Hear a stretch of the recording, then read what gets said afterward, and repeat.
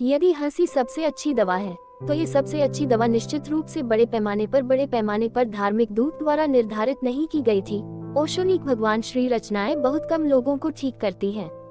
ओशो ने कहा था कि हंसी एक महान औषधि हो सकती है और अगर यह पूरी हो जाए और बिना शर्त हो जाए तो ये कई तनाव, बीमारी ठीक हो सकती है। हास्य की अच्छी समझ किसी भी धर्म को कभी भी धार्मिक गुण के रूप में समझा नहीं जाती है। हालांकि हंसी को एक आध्यात्मिक अभ्यास के रूप में उपयोग करने के लिए विशेष रूप से होते हंसते बुद्ध नामक जापानी ज़ेन गुरु द्वारा इसे ओशो द्वारा जनता के लिए उदाहरण के तौर पर मुख्यधारा में लाया गया था। उनके सहायकों में केवल मानव ही हंस हो सकता है, किसी अन्य ढांचे में यह अद्भुत क्षमता नहीं है। हंसने की क्षमता एक बड़ा सम्मान है। ओशो सामान्य मानवीय आग्रहों को उच्च लक्ष्य की ओर रखे और निर्देशित करने में सफल रहे। हंसी एक ऐसी प्रेरणा है जिसे ओशो ने साधकों को अपने उच्च क्षेत्र में परिवर्तन के लिए पवित्र बना दिया है। हंसी हमारी आध्यात्मिकता से कैसे जुड़ी है? ओशो कहते हैं, हंसने में असमर्थ होना के लिए एक बच्चे की तरह बनना होगा तुम्हें योग्य।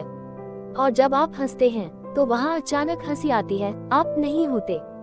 जब हंसी चली जाए तो तुम वापस आ जाओ। जब हंसी बहुत दूर गायब हो जाती है, जब वह कम हो जाती है, तो आप वापस आ जाते हैं, व्यवहार वापस आ जाता है। लेकिन हंसी के क्षण में ही आपको अशक्तता की झलकियां मिलती हैं।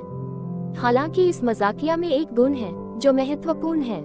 इस पर ओशो कहते हैं, जब तुम हंसते हो, ये पेट भरी हंसी होनी चाहिए। ये सिर्फ सती नहीं होना चाहिए, ये सिर्फ अपवित्र नहीं होना चाहिए, ये सिर्फ मर्दाना नहीं होना चाहिए।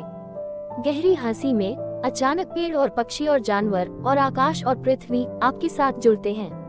यह एक दस्तावेज है, एक शुरुआत है। ओशो स्वयं विनोदी क्या थे? ओशो के मनमोहक प्रवचन जो अब दुनिया भर में कई धाराओं में उपलब्ध हैं, उनमें से प्रचुर मात्रा में उपाख्यान और चुटकुले हैं जो स्पष्ट रूप से उनकी पहचान है। वह आंख में धूल झोंकने वाले लिबरेशन या धार्मिक पाखंडियों पर आनंददायक टिप्पणी करते हैं। उनके चुटकुले एक अलग श्रेणी के थे। उनके शिष्य देव जयपाल और आनंद शिवा एक ऑनलाइन पोस्टिंग में कहते हैं, Osho best stand up comics की सहज टाइमिंग के साथ एक घटिया चुटकुला सुना सकते थे, फिर भी हर चुटकुले के पीछे एक दोहरा पाठ था। क्यों? उन्होंने किसी भी तरह से आकर्षित गुरु से अधिक चुटकुले सुनाए। इस पर ओशो ने कहा था, मुझे चुटकुले सुनाने वाले कलाकार हैं क्योंकि आप सभी धार्मिक लोग हैं, आप गंभीर होते हैं।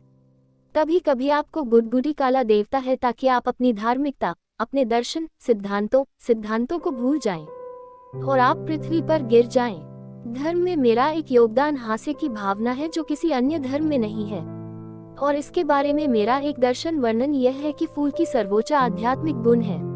उन्होंने इस बात पर जोर देकर कहा कि हमें भगवान की ओर हंसना चाहिए। मैं यह नहीं कहता कि भगवान से अपने तरीके से प्रार्थना करो, मैं कहता हूँ कि भगवान से अपने तरीके से प्रार्थना करो। यदि आप हंस सकते हैं तो आप प्रेम करने में सक्षम होंगे। यदि आप हंस सकते हैं तो आप आराम कर सकते हैं। हंसी किसी और चीज की तरह आरामदेह है, इसलिए मेरे लिए सभी चुटकुले प्रार्थनाएं हैं, इसलिए मैं उन्हें सुनाता हूँ। तो एक पवित्र आध्यात्मिक अभ्यासकर्ता क्या है? ओशो ने देखा कि सहज हंसी में मन का किनारा कुछ अनमोल चित्र के लिए रुक जाता है, जिससे हम अमन या नासमझी या ध्यान का अनुभव कर बैठते हैं, वह क्षणिक ही क्यों न हो। यहाँ ओशो चुटकुलों का एक अंश है, अन्य संदर्भ से बाहर उद्धृत किया गया है। एक दिन शेर बाघ के पास आया और बोला, इस जंगल का मालिक कौन है? बाघ ने कहा, बेशक गुरु आप ही हैं, आप ही राजा हैं। तब शेर ने एक भालू को पास ले जाकर पकड़ लिया और पूछा, मालिक कौन है? बॉस कौन है? बेस ने कहा, बेशक प्लांट की कोई बर्बादी नहीं है, आप सभी ईंटों के राजा हैं, आप मालिक हैं। शेर हाथी के पास गया और उसने पूछा, यहाँ मालिक कौन है? शेर को पकड़ लिया गया और उसे कम हाथी से कम पैर दूर फेंक दिया गया। उस पर पत्थर से हमला किया गया था, खून बह रहा था, चोट लगी थी और वह बेकार हो गया था। वो खड़ा हुआ और बोला, यदि आप सही उत्तर नहीं जानते हैं तो यह व्यवहार करने का कोई तरीका नहीं है। योजक चिन्ह। नसीरुद्दीन ने नौकरी के लिए आवेदन किया है। मैनेजर ने उसे देखा और महसूस किया कि वह भी इसके लिए आवेदन करने योग्य नहीं है। उन्होंने उससे पूछा, क्या तुम पढ़ लिख सकते हो? नसीरुद्दीन ने कहा, मैं पढ़ नहीं सकता लेकिन लिख सकता हूँ। मैनेजर को आश्चर्य हुआ, ये एक अनोखी स्थिति है। कभी कभी ऐसे इंसान की कल्पना भी नहीं की जाती जो पढ़ नहीं पाता लेकिन लिख नहीं पाता। उन्होंने कहा, तो लिखो। उन्होंने उन्हें एक कागज दिया और नसीरुद्दीन ने तुरंत उस पर लिखना शुरू कर दिया। वो तेजी से आगे बढ़ा, 1 पेज, 2 पेज, 3 पेज। मैनेजर ने कहा, अब आप रुकें। कृपया आप इसे पढ़ें, क्योंकि मैं इसे नहीं पढ़ सकता। नसीरुद्दीन ने कहा, मैं तुम्हें पहले भी बता चुका हूँ, मैं सिर्फ लिख सकता हूँ, मैं पढ़ नहीं सकता। योजक चिन्ह। एक भारतीय शख्स अपने आयरिश दोस्त से कर रहा था और उसने कहा, मेरी पत्नी की याददाश्त बहुत बुरी है। और उस आदमी ने पूछा, क्या आपका मतलब है कि वह सब कुछ भूल जाता है? भारतीय शख्स ने कहा, नहीं, उसे सब कुछ याद है।